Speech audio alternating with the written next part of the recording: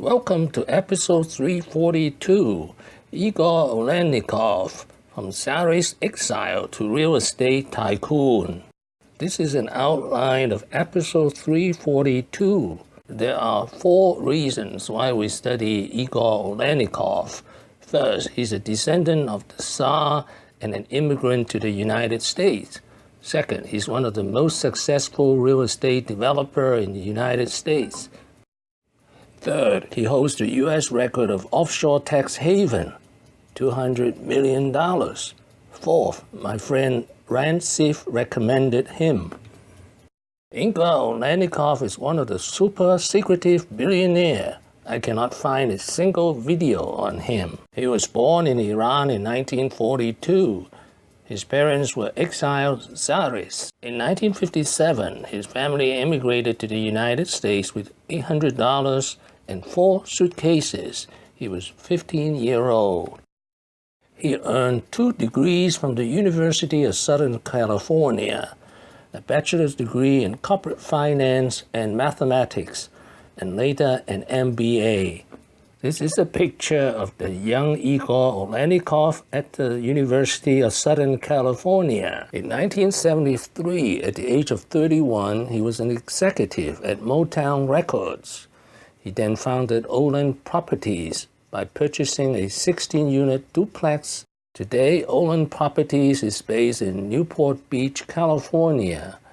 It's reported to own more than 6 million square feet of office space, mainly in Orange County and Nevada, as well as 15,000 residential units in states such as Florida, Illinois, and Arizona.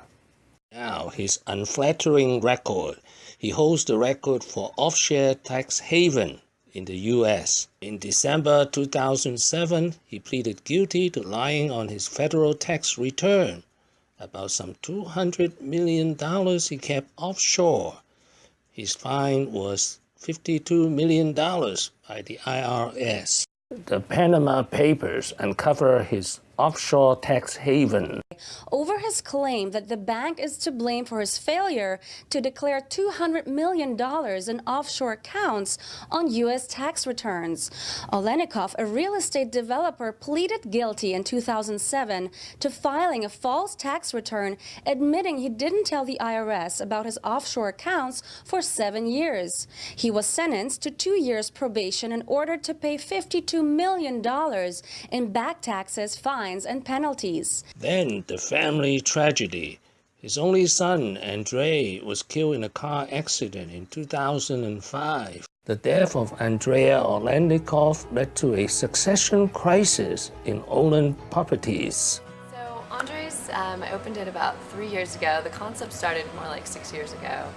I lost my brother Andre in an accident, and he and I always wanted to open a restaurant. We talked about it for years, and several months after his passing, the family was sitting around talking about exactly what we could do to best honor him in life. And the idea of a restaurant came up because, like, the right fit.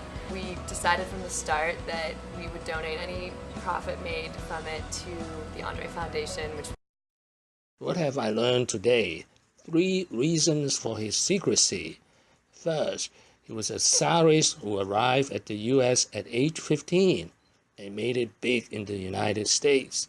Second, he holds the U.S. record of tax haven of $200 million and a fine of $52 million to avoid jail. Third, he owns 100% of his company, Olen Properties, so he does not need to be transparent or answer to shareholders. Thank you for watching. Please subscribe and leave your questions and comments below. Wishing everyone peace and prosperity.